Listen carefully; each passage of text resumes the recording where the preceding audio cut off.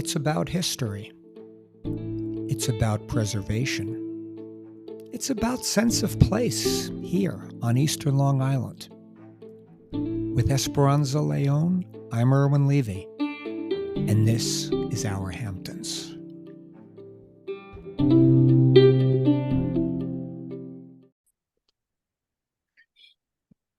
Esperanza. Hello, Erwin. I made this comment to Esperanza a few weeks ago, I think, or maybe it's passed between us from time to time. Our Hamptons podcast tends to be rather East Hampton town centric. Would you say, Esperanza?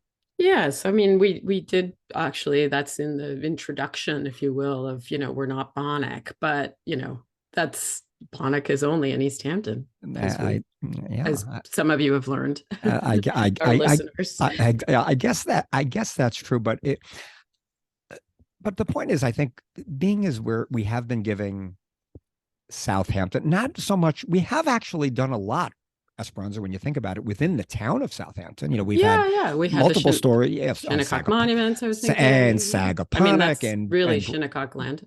Right, exactly. I mean, exactly. Town of Shinnecock is what this place should be called, but that's a conversation for another day, maybe. But just we have touched on eastern parts of Southampton town. We've done a few episodes in Sagaponack, Bridgehampton, and even, we've even gone into Watermill. So it's not as if we've been ignoring it, but honestly, Southampton proper, if you will, has gotten a little bit of short shrift. So to our Southampton listeners, we do apologize. And we're going to try to make amends by talking about, all right, Esperanza, drum roll, please. Thank you very much. Bayberry land. And Esperanza, I will tell you, back in the day when we were going back and forth, and we've been here, like I said, Rachel and I, since 1989. And when we'd be going back and forth, and this is before, obviously, County Road 39 got wider. Often, I remember that well. Right. Yes. We often did the shortcut via Sabonic Road. Yes. And we used to drive past this Sabonic Road, and you would see this sign. It was the sign was almost like cartoonish, like it would say Bayberry Land. You remember the sign, right? And it sounds cartoonish a little bit, doesn't it? Like Bayberry Land. It sounds like you're going to go into a theme park. Yeah, exactly. Like Bayberry, and now we keep it clean in our Hamptons, but I was really like a what the blank moment. What is Bayberry Land? So I guess that's what we're going to tell you about what Bayberry Land is. And now it's located on, just so we're going to give people a geographical perspective, it's located on Sabonic Neck, and it's a small portion of the Shinnecock Hills on Long Island. And Shinnecock Hills, named after the Shinnecocks. Right. Esperanza and I were talking before we got on the air. Ancestral lands. Place should probably be called Town of Shinnecock, but that's another conversation. But this is going to really touch on a lot of elements, a lot of themes of our Hamptons that we've spoken about, mindset, what people were building. And we're going to really start it off from the very beginning, when in 1916, Charles Sabin and get a load of this term, his bride. I mean, was this written in 1916? Charles Sabin, and we're going to call her his wife, Pauline Morton Smith Sabin. And now Charles Sabin was the president of Guarantee Trust Company, which I guess in 1916 meant something. Well, and she has, two other last names, so right. She meant something too. Yes. So she must be from yes. What's that term I'm looking for? Good stock. I mean, I don't know, but anyway, they decided to build a country home. And a country home, we'll get into a country home, to be named Bayberry Land, and they named it after the shrub. Very common shrub out here, Esperanza, Bayberry. So that was what they called it, Bayberry Land. They, they brought in a elite New York firm, Cross and Cross architectural firm, and a prominent landscape architect, Marion Coffin, and they built a manor and they built outbuildings. And Esperanza, 314 acres. Incredible. Yeah. I mean, 340 for two people. Really? They had no, like, no one else? I You didn't couldn't really, find anything. I really, I mean, unless I missed it, I Well, was two like people looking. and a whole retinue of Right. servants. But if you recall us, friends, remember we did an episode about the Bell Estate, which was sort of Yes, like a exactly. this was a That's what I was little, thinking yeah, of. it was a little late, but I mean, let me tell you, this place can swallow the Bell Estate. I mean, this was, bigger in size. I mean, I believe it was 314 acres, which eventually, now they built this over a 3-year period from 16 to 19, and it eventually included 8 buildings. It had a manor house, the garage with the chauffeur's apartment, a gatehouse, caretaker's cottage, greenhouse. They had a hunting The lodge on the hunting property. lodge you could I not do mean, without. Yes, you that can't was do an without amenity back then. that was a video that yeah that was the 1919 version of amenities, whereas now it's more about outdoor kitchens and wine cellars. But Exactly. I guess then it was about a hunting A lodge, a hunting stable, of lodge. course, and a 2-car garage with a which I you know what a pump house is? I mean, what do we Well, I'm going to assume a pump house is for water, but maybe maybe yeah I think. if any of our listeners have an idea, I really Yeah, didn't. Yeah, we excuse didn't. my Yeah, ignorance, but that's what and I mine. I didn't thought. Google. I really didn't Google this or If the research it. Bell But Estate had its own fire, fighters, I'm yes, assuming maybe this is a water related thing. yeah, that is a very good point. That is a very good point. But so Cross and Cross, they built these buildings in a style to emulate an English country manor house, arts and crafts style, which was a style out here. English country, modern, picturesque. The roof was imported Welsh slate, hipped and gabled. Gabled roofs still very popular out here with certain speculative builders. That was code. So that's what they had here. 9 red brick pot chimneys, and the interior of the manor house, Georgian in style. And again, a lot of this, remember, the Bell Estate was Georgian. So it is sort of reminiscent. 28 rooms, 11 baths, 11 bedrooms, sort of small by standards of today. No, just kidding.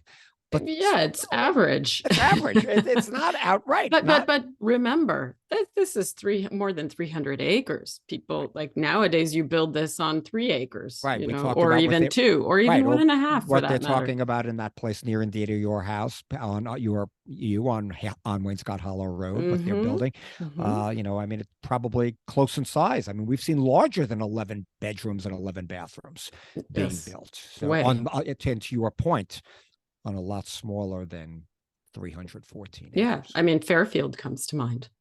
Correct. Exactly. That is correct. That is correct. But so the landscape architect worked closely with the builder, the architect. It was again Marjorie Coffin, John Walker Cross.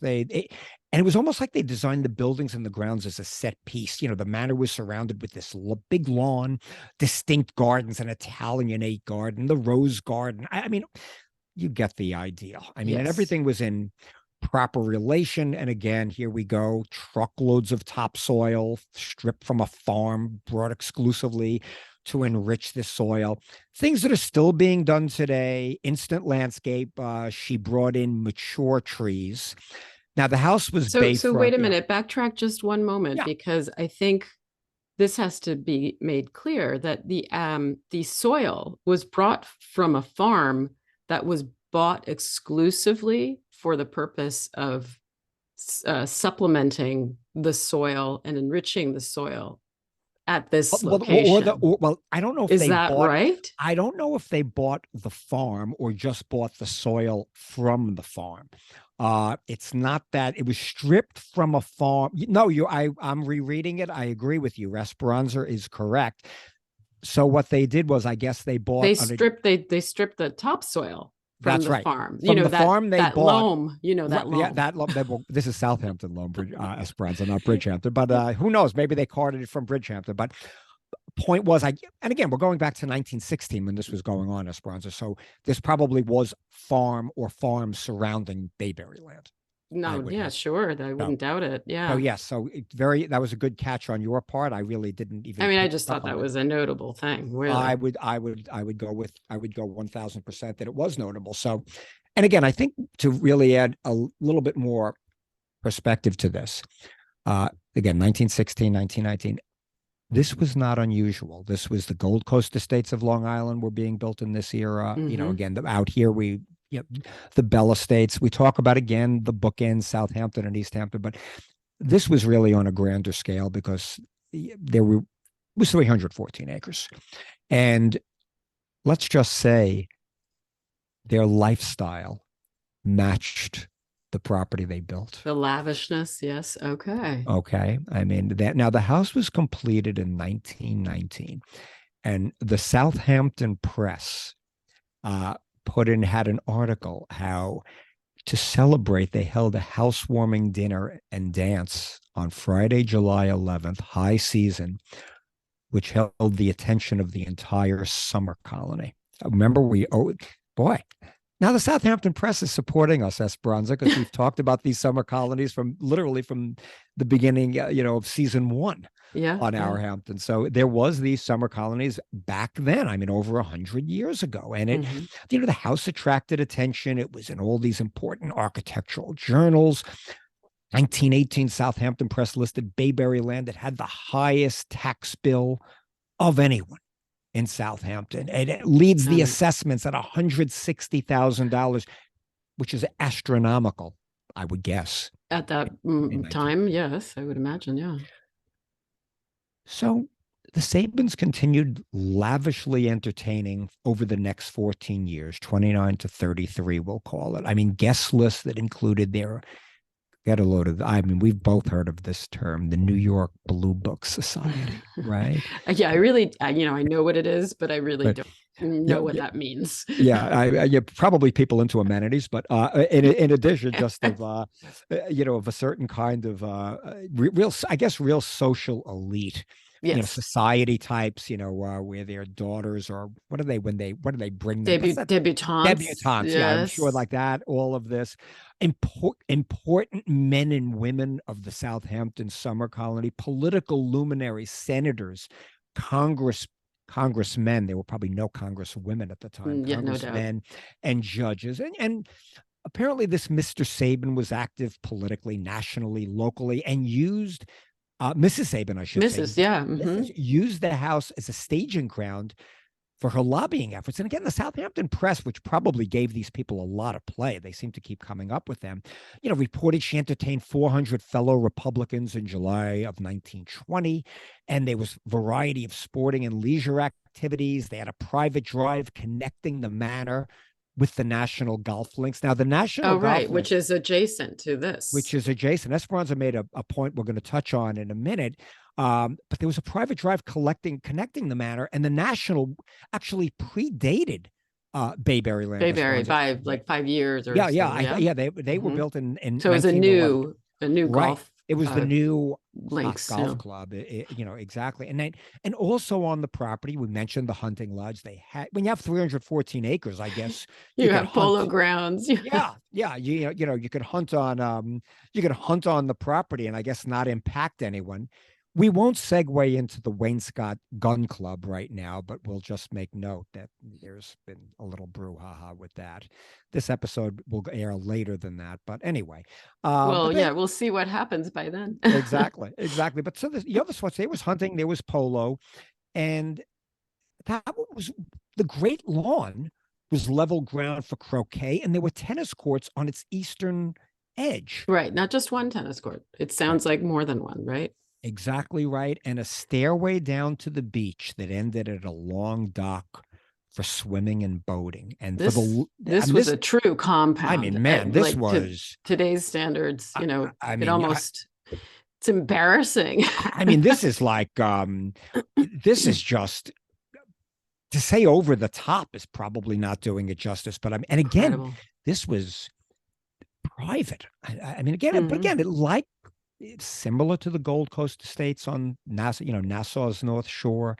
And I guess really, again, the Bell Estate is although I'm sure there were others, but the Bell Estate is the one that comes to mind. Yes. Because remember also, Bayberry land, it should be noted, was not, the Southampton summer colony was really south of the highway, more closer to the ocean, Gin Lane, First Neck Lane, more really on those streets. This was a little off the radar, although, I mean, remember the artist colony is not too far from this, and the artists would go through the Shinnecock Hills and paint and gather, That you know, exactly. That is also berries true. or whatever it was that That they is did, also true. That right? is, yeah, So very, yeah, yeah. That's, I guess, but William. it is really very, I think it is, if you're right, it's a little removed, but the views from these bluffs, Oh by my the way, are gosh. just And spectacular. oh my, oh, just it's breathtaking, breathtaking. And but again, another common theme in our Hamptons Esperanza. All good things come to an end, Wow, what a segue. Yes, exactly right. And if we can call this a good thing. exactly. And well, exactly. Because it did have, I guess we could say this place had three lives. So now we're going to get into life number two. When 30 years later, and this is also something we've spoken about, when you're building things like this, What happens to them eventually, what, right? what, Yes. I mean, you're on 314, who's going to, Maintain this and for, who right? really lived like this? I mean, yes, we could bring in an Arab sheik or a Russian oligarch or what have you, but who really lives like this, especially as time went on? Mm-hmm, mm-hmm. 30 years later, it was purchased by, let me give the labor term first, the IBEW local number 3. Now, this was the International Brotherhood of Electrical Workers, local number 3, that purchased Bayberry land in 1949 for a staggering bargain. But we've spoken about bargains over this our Hamptons Esperanza. How about $131,250 for 314 acres? Right. I mean, it's less than the assessments in the 20s, I guess. Yeah, I mean, this is, I got to I tell you, this, wonder what happened to the Sabins. They lost their shirt with I the don't know. And oh, there what was, it could have been with the depression. Could have. right. But I don't know. There was really not much. It was just like, there was not much information on it. But, and it's funny, Esperanza, it didn't even dawn on me until just reading it now that, my God, what a bargain. Yeah, So it no, seemed, serious bargain. or so it seemed. And now the And IBEW, so it was bought for, this IBEW. It was purchased for as a convalescent home for electrical workers. exactly right. And now anyone that's ever, uh, we've made this point on our Hamptons, I'm a Queens boy. And anyone that's ever been in Queens and has ridden along the Van Wyck Expressway, on the way to really either uh, airport, LaGuardia or JFK, has seen a sign on the Van Wyck that says Jewel Avenue / Harry Van Arsdale Jr. Yeah, yeah. Avenue. He was the president leader of this local, and he bought this property to serve as a rest home. And the property was, while opened in 1952, was never really utilized fully in that capacity, but motivated, and again, I'm getting this art. This is all information we called. A lot of this, by the way, I should credit to the town of Southampton's website. They had a lot of information about this. So thank you, town of Southampton, their website about this. But they were motivated by on education in the labor movement. So they added an educational center for workers. So in addition to all of these buildings already, let's now They go on. added more. Yeah, let's go on to give you what they had here, Esperanza, an educational center for workers in 57 with a curriculum in critical thinking, a summer Very camp for children. progressive. Oh, completely. When you think Critical about it, thinking and human behavior. I in mean, it's 1957, yeah, 65 years ago. yeah, yeah. In 71, now we're getting into really not ancient history. In 71, a summer camp for children known as Camp Integrity. For the members' children, for opportunities to enjoy the outdoors, learn leadership and survival skills. And between 69 and 94, so we're giving this timeline. This is a 45-year timeline. They built numerous buildings on the estate, including motel-style rooms, an administrative building, a latrine, a camp kitchen, an arts and crafts building, 3 swimming pools with decks, patios, storage structures, camp dwellings. This is some union, man. Where are they getting these kind of funds? My God, this is all from membership dues. Well, they are electricians. I guess. My gosh, 2 tennis courts, a volleyball court, a picnic area, changing rooms, an outdoor shower. They changed Marion Coffin's landscaping with replacing a reflecting pool in the Italianate garden with a swimming pool. Makes sense. Yeah. Rerouted the carriage house to join the service drive, removed the entry court walls. I mean, my God. But I mean, this was over the course, I mean, you just said, right? It 50 was over the years, course of decades. Yeah. 50 years, Yeah. because now we're getting into present day, sort of. But yeah, present day, because in 2001, basically this place has had three lives. You know, we went over number one with when it was owned and purchased by the Sabins. Number two was the Electrical Union. Number three, we go to 2001. The IBEW, the local, sold Bayberry land to a Michael Pascucci of Sabonic Land Holdings, an LLC, to be developed into an 18-hole golf course. And to Esperanza's point earlier, remember, we had the National from 1911. We have Southampton Golf Club. That's probably been there. I don't know the. Well, the Shinnecock, and the Shinnecock Golf Club where we've is had earlier, and then this was Southampton. Right. So now this is 4 golf courses on this ancestral land. Let's throw that in there. 4 golf courses, literally. I mean, you could almost argue walking distance, or you can walk from one to the other. Yeah. I mean, super close together. I mean, so he purchased this to develop as a golf course. And just to give you a little background, Michael Pascucci was really, this was a guy, one of these, brought himself up from the bootstraps. Really, really, here's from everything I've read, I'm really a stand-up regular guy. Humble backgrounds. He lived in Manhasset, Long Island. His father was a landscaper with a love of golf, worked on golf courses, and right. became a great golfer himself. Interesting how he had this concern with environmental issues, and obviously golf courses being a big contaminator. Completely. He was keen on making it a responsible golf course, right? Right from the beginning. And remember, this is going back 20 years where, yes, it was more people were thinking in that way 20 years ago, but certainly not to the extent they were now. And, not to the extent, I mean, let's just say, I think, Esperanza, would you say it's fair to say this was pretty forward thinking for that? Yeah, it seems that way. Yeah. And now he engaged, and he wanted Sabonic to be equated with the most prestigious courses in the United States. And he engaged, I mean, Jack Nicklaus, arguably the greatest, and not only arguably, that's a household name. I mean, arguably the greatest golfer of all time, or certainly one of them, along with Tom Doak, one of the most sought after young architects of golf courses, for this one of a kind project. And touching on the point you were bringing out about the other clubs, they were very cognizant of the rich traditions of the neighborhood National, Links, and Shinnecock. And so this became a really anticipated golf course. And by the way, we should also mention Mr. Pascucci, who bought this for $46 million, all cash. Pretty nice profit from the 131K that the local. Yes. I mean, I hope the local spread that around a little bit. Is that IBEW still? They invested that well. Yeah, either that or there's some pretty wealthy IBEW workers in our midst, living large. But God bless them for that. But and interestingly, Esperanza, this is from a New York Times article in December 2008. We should also mention that when he bought this in 2001 for that $46 million cash price, this guy owned Oxford Resources, which was a car leasing company. And he also owned WLNY TV, we should mention. Mr.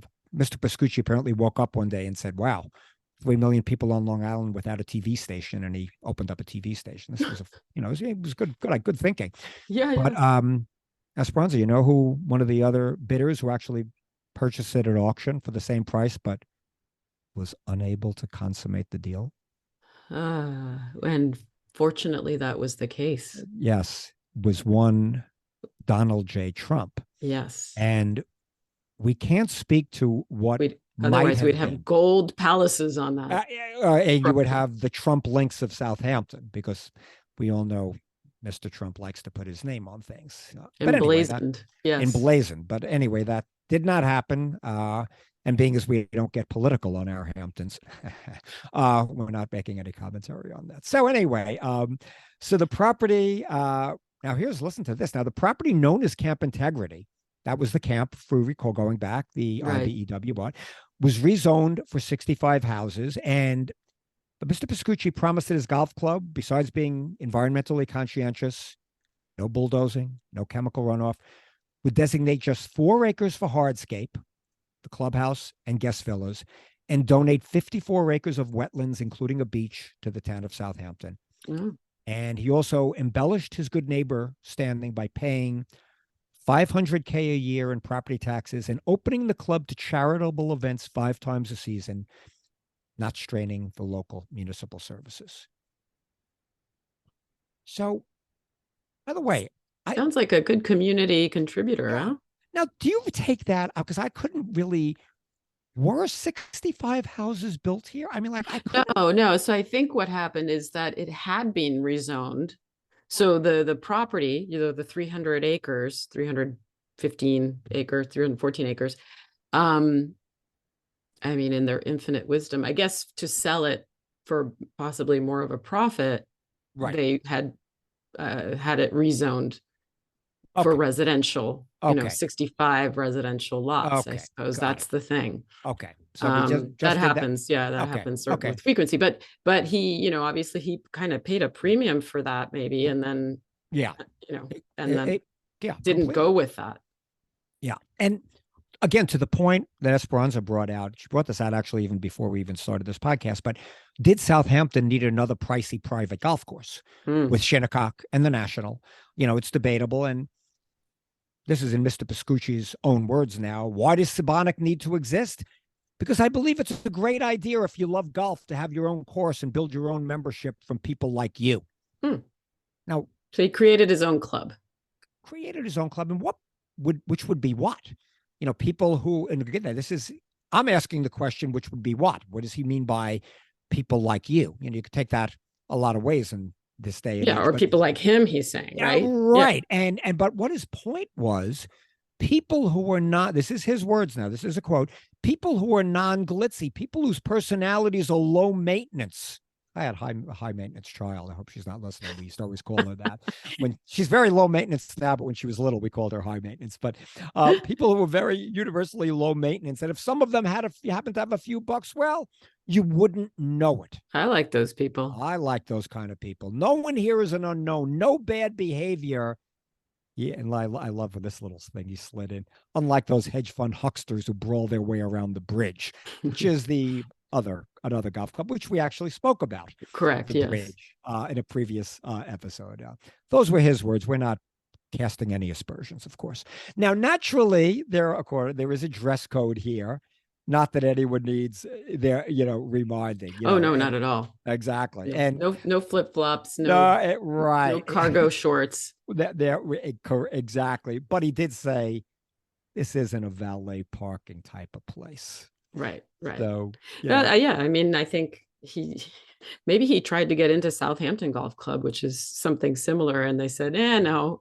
Well, I mean, and he said, well, I'm going to start my own club. Now, of course, that's speculation. And, like there's a lot of folklore like that with certain things, over the years, out here, or just in general where, hey, you're turning me down, I'll start my own. I mean, that, it's, it might have been part of people that were turned down for up, at the Maidstone, we would have an incentive to potentially do this in certain ways. But I also like what he said, having these two, Tom Doak and Jack Nicklaus, designing the course. It was like having two Michelangelos working on the same golf course, the same painting. Yeah. The same, which was really nice. Mm-hmm. And, but, to sort of try to wrap this up. Now remember, this was a 300-acre, 7,220 yard par 72 course. You were the now, I don't know. I don't play golf. I don't know anything about golf clubs. I don't know how about their membership. I have no idea about these kind of things, like how many members they have. I imagine private clubs try to limit the members so there's not a crowd and it's easy to play. Yeah, well, Um, if not, it isn't exclusive, right? There has to be a certain level of exclusivity. right, because if you go into I remember people up island going to Eisenhower Park, they get there at 4 a.m. In the Right. summer. Dinner. Yeah, Oh, yeah, yeah. yeah. Well, I mean, one of the most beautiful golf courses out here, from what I know, is Montauk Right, Downs, which Montauk is a Downs. Yeah, public one, right? right. So It's probably similar kind of thing. They have to get there early to have, get yeah, get tea time and probably. everything. These places. The point was only 200 people can inspect an invitation to join Sabonic, which was a privilege that was accompanied. And now we're going back here, Esperanza. We're going back, when all right, they bought it in 2001, and I guess they were built whatever. Took a few years to build the course. So let's say between 15 and 20 years ago, Mhm. it cost $650,000 to become a member. So this was not chump change. Right, right, right. Yeah, But again, those are the non-glitzy billionaires. eggs the non glitzy billionaires. And to bring it in and really wrap this up, to bring it into present day, and we spoke about Mr. Biscucci, really appears to be a straight up guy in the annals of the top golf courses in the United States, according to what I've read. And again, here's the disclaimer: I know nothing about golf. Sabonic consistently ranks in the top 100 golf courses in the country, and was the host of the Women's United States Open in 2013. And I'm Mhm. making the educated guess the Women's United States Open doesn't just go anywhere.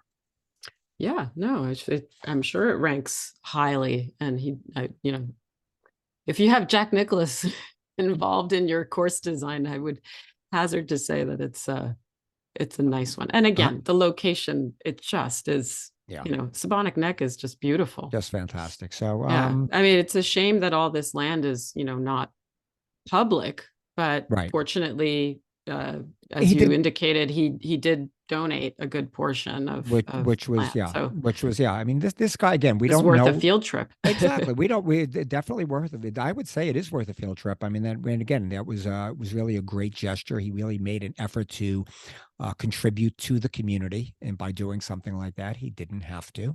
Mhm. So we're going to give him props for that. And again, from everything I've read, I don't know this person. He seems to be a straight shooting kind of guy, just from everything I've seen, and again, coming from humble background, which is Mhm. always so. I mean, I think it's a good story. But in closing, Esperanza, this place had three interesting lives.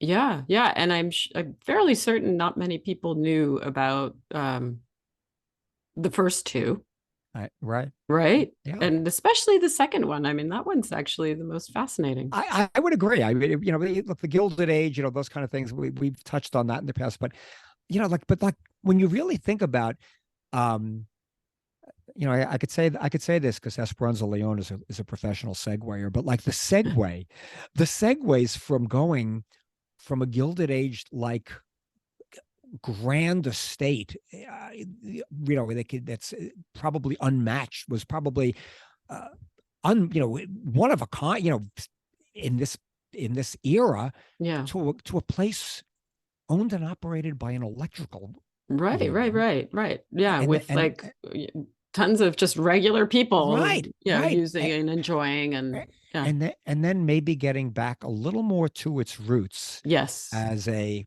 very exclusive golf club. Yeah. So I'm also glad, Esperanza, like when we started this episode, to close it with this, I'm glad we gave Southampton some love. So Southampton. we love Southampton. you, We Southampton. do love you, We really Southampton. do. And we really do, and we don't mean to, but I guess just our wheelhouse is the town of East Hampton, or the easternmore portions of Southampton town. But we're really making, in season 2 here, we're really making an effort to really, how's this for a term, Esperanza, be more inclusive. And on that note, thank you All so right, much. Erwin, That thanks for was another adventure. that was fun. All right, till Bye next bye. time.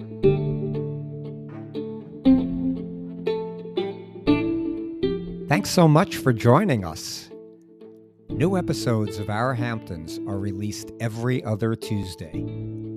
Find them wherever you get your podcasts.